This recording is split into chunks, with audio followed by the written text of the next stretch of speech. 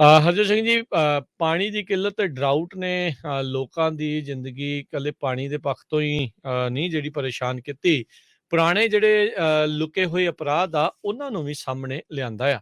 Lake meat ਦੇ ਵਿੱਚ ਹੋਰ ਲੋਕਾਂ ਦੇ ਕਈਆਂ ਦੇ ਪਿੰਜਰ ਜਿਹੜੇ ਆ ਉਹ ਹੁਣ ਲੱਭ ਰਹੇ ਆ। 1 ਮਈ ਨੂੰ ਇੱਕ ਡਰਮ ਦੇ ਵਿੱਚ ਪਿੰਜਰ ਜਿਹੜਾ ਉਹ ਲੱਭਾ ਸੀਗਾ, ਜਿਹੜਾ ਰਿਜ਼ਰਵਾਇਰ ਦੇ ਵਿੱਚ ਸਿੱਟਿਆ ਹੋਇਆ ਸੀ ਕਈ ਦਹਾਕੇ ਪਹਿਲਾਂ।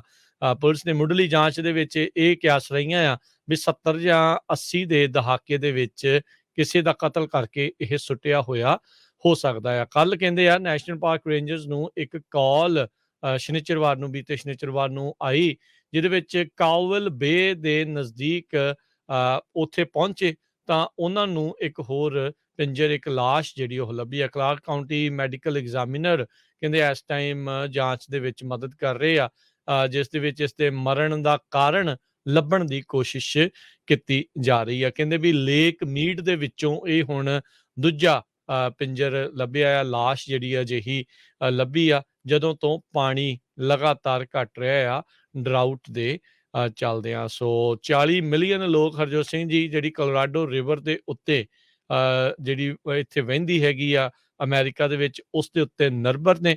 ਲੇਕ ਮੀਟ ਤੇ ਲੇਕ ਪਾਵਰ ਜਿਹੜੀਆਂ ਦੋ ਲਾਰਜੈਸਟ ਰਿਜ਼ਰਵਾਇਰਸ ਦੇ ਵਿੱਚ ਕੋਲੋਰਾਡੋ ਰਿਵਰ ਤੋਂ ਪਾਣੀ ਆਉਂਦਾ ਆ, ਪਰ ਪਿਛਲੇ ਕਈ ਸਾਲਾਂ ਤੋਂ ਲਗਾਤਾਰ ਪਾਣੀ ਇੱਥੇ ਘਟ ਰਿਹਾ ਹੈਗਾ ਆ। ਉੱਤੇ ਜਿਹੜਾ ਕਲਾਈਮੇਟ ਚੇਂਜ ਦੇ ਕਰਕੇ ਕਹਿ ਰਹੇ ਆ ਜਿਹੜੇ ਸਾਇੰਸਦਾਨ ਵੀ ਮੈਗਾ ਡਰਾਊਟ ਆਇਆ ਆ, ਉਸ ਦੇ ਕਰਕੇ ਲਗਾਤਾਰ ਪਾਣੀ ਹੁਣ ਘਟ ਰਿਹਾ ਹੈਗਾ। 162 ਫੁੱਟ ਪਾਣੀ ਲੇਕ ਮੀਟ ਦੇ ਵਿੱਚ, ਹਰਜੋਤ ਸਿੰਘ ਜੀ, ਘਟਿਆ ਪਿਆ ਹੈਗਾ ਆ। ਹਰਜੋਤ ਸਿੰਘ ਜੀ, ਪਾਣੀ ਦੀ ਕਿੱਲਤ ਤੇ ਡਰਾਊਟ ਨੇ ਲੋਕਾਂ ਦੀ ਜ਼ਿੰਦਗੀ ਇਕੱਲੇ ਪਾਣੀ ਦੇ ਪੱਖ ਤੋਂ ਹੀ ਨਹੀਂ ਜਿਹੜੀ ਪਰੇਸ਼ਾਨ ਕੀਤੀ। ਪੁਰਾਣੇ ਜਿਹੜੇ ਲੁਕੇ ਹੋਏ ਅਪਰਾਧ ਆ ਉਹਨਾਂ ਨੂੰ ਵੀ ਸਾਹਮਣੇ ਲਿਆਂਦਾ ਆ। ਲੇਕ ਮੀਟ ਦੇ ਵਿੱਚ ਹੋਰ ਲੋਕਾਂ ਦੇ ਕਈਆਂ ਦੇ ਪਿੰਜਰ ਜਿਹੜੇ ਆ ਉਹ ਹੁਣ ਲੱਭ ਰਹੇ ਆ। 1 ਮਈ ਨੂੰ ਇੱਕ ਡਰਮ ਦੇ ਵਿੱਚ ਪਿੰਜਰ ਜਿਹੜਾ ਉਹ ਲੱਭਾ ਸੀਗਾ, ਜਿਹੜਾ ਰਿਜ਼ਰਵਾਇਰ ਦੇ ਵਿੱਚ ਸਿੱਟਿਆ ਹੋਇਆ ਸੀ ਕਈ ਦਹਾਕੇ ਪਹਿਲਾਂ।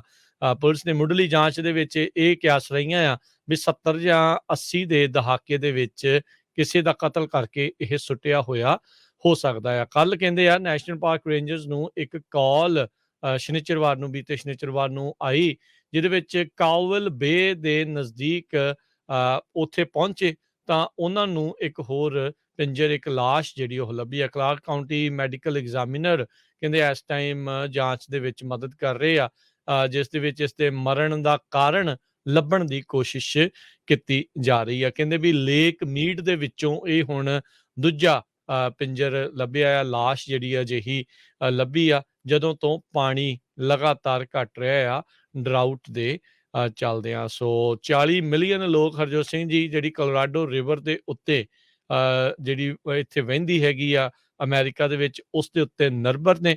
ਲੇਕ ਮੀਟ ਤੇ ਲੇਕ ਪਾਵਰ ਜਿਹੜੀਆਂ ਦੋ ਲਾਰਜੈਸਟ ਰਿਜ਼ਰਵਾਇਰਸ ਦੇ ਵਿੱਚ ਕੋਲੋਰਾਡੋ ਰਿਵਰ ਤੋਂ ਪਾਣੀ ਆਉਂਦਾ ਆ, ਪਰ ਪਿਛਲੇ ਕਈ ਸਾਲਾਂ ਤੋਂ ਲਗਾਤਾਰ ਪਾਣੀ ਇੱਥੇ ਘਟ ਰਿਹਾ ਹੈਗਾ ਆ। ਉੱਤੇ ਜਿਹੜਾ ਕਲਾਈਮੇਟ ਚੇਂਜ ਦੇ ਕਰਕੇ ਕਹਿ ਰਹੇ ਆ ਜਿਹੜੇ ਸਾਇੰਸਦਾਨ ਵੀ ਮੈਗਾ ਡਰਾਊਟ ਆਇਆ ਆ, ਉਸ ਦੇ ਕਰਕੇ ਲਗਾਤਾਰ ਪਾਣੀ ਹੁਣ ਘਟ ਰਿਹਾ ਹੈਗਾ। 162 ਫੁੱਟ ਪਾਣੀ ਲੇਕ ਮੀਟ ਦੇ ਵਿੱਚ, ਹਰਜੋਤ ਸਿੰਘ ਜੀ, ਘਟਿਆ ਪਿਆ ਹੈਗਾ ਆ।